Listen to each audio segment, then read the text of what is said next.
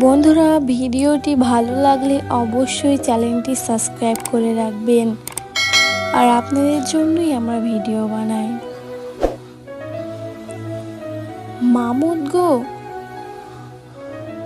তুমি তো সাক্ষী আছো আমার স্বামী আমাকে কতটা ভালোবাসেন, কতটা যত্নে আগলে রাখেন। আমাকে ছাড়া তিনি খেতেই বসতেন না। তিনি আমার সাথে সব সময় উত্তম ব্যবহার করতেন। এগুলো আমি কিভাবে ভুলবো গো মাবুদ। এসব স্মৃতি ভারী।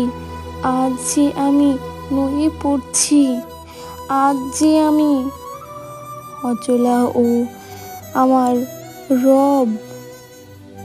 আমি যতই কষ্টে থাকি না কেন, আমার স্বামী যেন একটুও কষ্ট হয় না। আমার স্বামীকে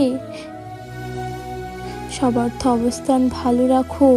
আমার স্বামী ভালো থাকলেই আমার ভালো থাকা হবে, আমার সুখে থাকা হবে।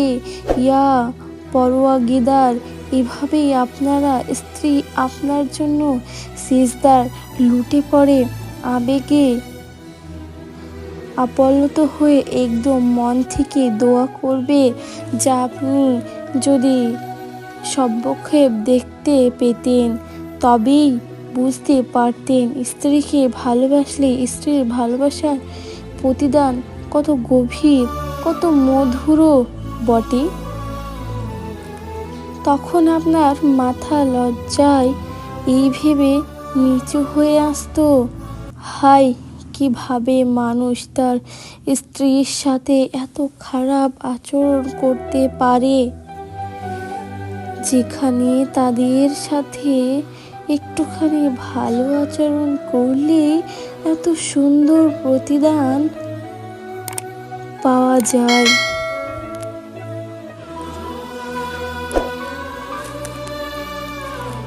অতএব আপনি আপনার স্ত্রীর সাথে ভালো ব্যবহার নিশ্চিত করুন।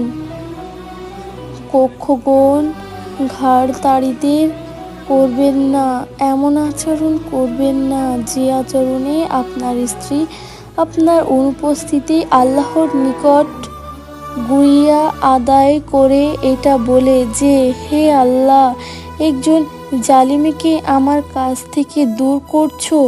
বরং এমন আচরণ করুন যে আচরণ আপনার অনুপস্থিতি থাকে সূত্রসিদ্ধি করে আপনার কথা ভেবে ভেবে বালিশ ভিজিয়ে দেয় এবং সবসময় আপনাকে পাওয়ার জন্য তার মন ব্যাকুল হয়ে থাকতো। আপনার স্ত্রী যে জিনিস আপনার কাজ পছন্দ না করে তাকে গাছে এমন সুন্দর করে বুঝিয়ে বলুন, তাকে বিনীত কণ্ঠে বলুন যে, আমার প্রিয়তমা, তোমার এই জিনিস আমার পছন্দ হয় না, তাই তুমি দয়া করে এগুলো পরিত্যাগ করো। আমি চাই না আমার প্রিয়তমা তুমি করুক যা তার প্রতি আমার ভালোবাসা কমিয়ে দেয়। এভাবে সুন্দর করে বুঝিয়ে বলুন। কোনোভাবে শুরু রাগ করে কিছু বলতে যাবে না। রাগ করে কিংবা গালাগালিগালাজ করে কাউকে কিছু শেখানো যায় না। রাগ করে কিংবা লজ্জা দিয়ে ভালো কথা বলুন, সে কথার আর দোকানে সব বুঝে যাবে ভালোভাবে। দোষগুণ নিয়ে মানুষের জীবন একসাথে চলতে গেলে মাঝে মাঝে একটু এদিকে সেদিকে হবেই, একটা স্বাভাবিক, কারণ সবসময় জীবন একভাবে চলে না। ফলে চলার পথে কোনো ভুলের কারণে স্ত্রীর সাথে রাগ করে একেবারে মাথা গরম করে ফেলা যাবে না। আপনার স্ত্রী কোনো ভুল করে বসলে তাকে আদর করে ভালোবাসা দিয়ে সংশোধন করে দিন। বিশ্বাস করুক, তখন দেখবেন আপনার প্রতিটি তার শ্রদ্ধা আরও বহুগুণ বেড়ে যাবে। সে আপনাকে ছাড়া এক মুহূর্তেও কল্পনা করতে পারবে না। মেয়েদের মন এমনিতেই অনেক নরম, একটুখানি ভালোবাসা পেলে স্বামীর জন্য জান দিতেও পিছপা না। স্বামীর অনুগত স্ত্রী তথা নেককার স্ত্রী পাওয়ার যেমন সৌভাগ্যের বিষয়, তেমনি নেককার স্ত্রীর কদর বুঝতে না পারা আরও দুর্ভাগ্যের বিষয়। সেই তো প্রাকৃতিক অর্থে হতভাগা যে নেককার স্ত্রীর মতো অমূল্য নিয়ামতের কদর বুঝতে পারল না।